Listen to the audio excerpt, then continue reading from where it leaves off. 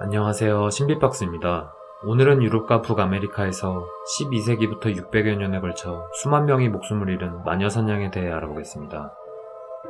1100년경 가톨릭교는 유럽에서 유일한 합법적 종교로 자리 잡았고 개개인의 생활과 사회, 정치 등 모든 곳에 영향을 끼쳤습니다. 하지만 자연스럽게 가톨릭의 교리와는 다른 생각을 하는 집단이 생겨나게 됩니다. 로마 가톨릭교회는 교리에 반하는 이들을 그리스도가 아닌 악마와 계약을 맺어 악마를 섬기는 이단이자 마녀 혹은 마법사로 보고 하나님에 대한 반역과 인류의 위협으로 간주했습니다. 이단의 활동이 계속되자 교회는 이단자를 적발하고 처벌하기 위한 종교재판을 법제화하고 이단자를 본격적으로 색출하기 시작했습니다. 초기의 종교재판은 고발자가 법을 어긴 자를 공개적으로 고발하고 고발자가 그 사건을 증명해내지 못하면 피고발자와 똑같은 형벌을 받았습니다. 하지만 당시 교황이었던 인노켄티우스 3세는 이러한 방식의 재판제도가 이단 색출에 도움이 되지 않는다고 생각하고 이단을 응징할 새로운 종교재판 제도를 만들어냈습니다. 새로운 종교재판은 그저 죄를 지었을지 모른다는 심증만으로도 기소를 할 수 있었으며 고발자의 모든 증언은 비밀에 붙일 수 있었습니다. 이렇게 종교재판은 이단을 박멸하기 위해 만들어졌지만 복수의 수단으로 변질됐고 친구나 이웃을 고발하게 만들어 거짓과 추측이 난무하는 사회로 만들어 놓았습니다.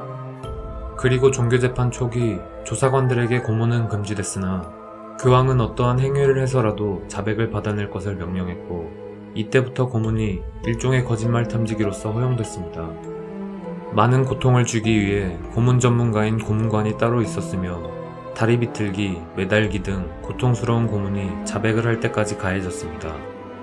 재판 또한 피고발자에게 유리한 증언은 허용되지 않았으며 재판은 유죄 판결에서 사형까지 가도록 짜여져 있었습니다. 사형 판결을 받은 희생자들은 보통 화형에 처해졌고 목을 매달기도 했으며 많게는 100명이 넘는 희생자들이 한 번에 화형에 처해지기도 했습니다.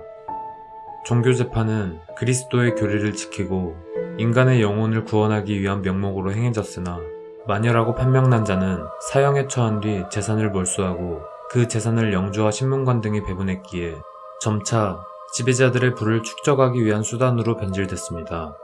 이러한 이유로 애꿎은 사람을 마녀로 몰아가는 경우가 많았으며 마녀 혐의자들은 잔인한 고문 끝에 어쩔 수 없이 자백을 했습니다. 고문 이외에도 하인리히 크레머가 출간한 마녀사냥 매뉴얼 말레우스 말레피카룸에 나온 마녀 감별 방법을 사용했는데 이 매뉴얼에는 바늘로 찔러 아파하지 않거나 피가 나지 않으면 혹은 손발을 묶어 물속에 던졌을 때 떠오르면 마녀라고 했습니다.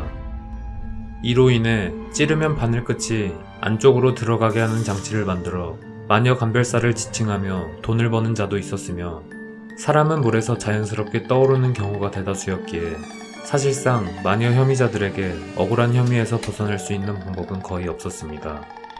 여성이 혼자 있을 때는 오로지 약한 생각만을 하며 몸과 마음이 연약해 마녀의 주문에 쉽게 현혹된다고 생각하는 경우가 많아 주로 지위가 낮은 여성이나 재산이 많은 과부들이 마녀 사냥으로 희생됐고 어머니가 재판 끝에 마녀로 판명난 경우 아이들까지 악마의 자식으로 몰려 함께 처형당하기도 했습니다.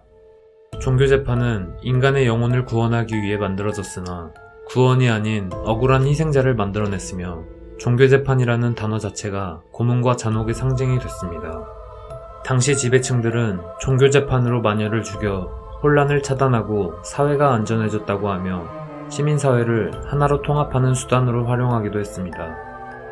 수백 년에 걸친 마녀사냥으로 인해 수만 명이 희생되고 마녀사냥의 광기에 사로잡혀 더 이상 통제할 수 없게 되자 지배층들은 마녀사냥을 규제하기 시작했고 18세기 말부터 조금씩 사라지기 시작했습니다. 마녀사냥이 사라진 지 200여 년이 지나 교황 요한 바오로 2세는 종교재판에 대한 교황청 기밀문서를 공개하며 마녀사냥에 대한 연구를 진행할 것을 요청했습니다. 종교학자들의 수십 년에 걸친 연구 끝에 마녀사냥의 자세한 내막과 6만여 명의 억울한 희생자가 나왔다는 것을 확인할 수 있었습니다. 교황 요한 바오로 2세는 마녀사냥으로 교회가 인류에게 저지른 죄악과 마녀사냥의 희생자들은 악마나 마녀가 아닌 무고한 피해자임을 인정하는 등 과거 로마 가톨릭 교회가 행했던 것들을 반성하며 사과했습니다.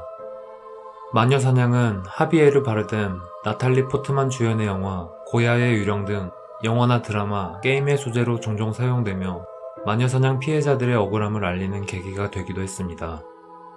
과거 행해졌던 마녀사냥으로 인해 억울하게 목숨을 잃은 희생자들의 명복을 빌며 오늘 영상은 여기서 마치겠습니다. 감사합니다.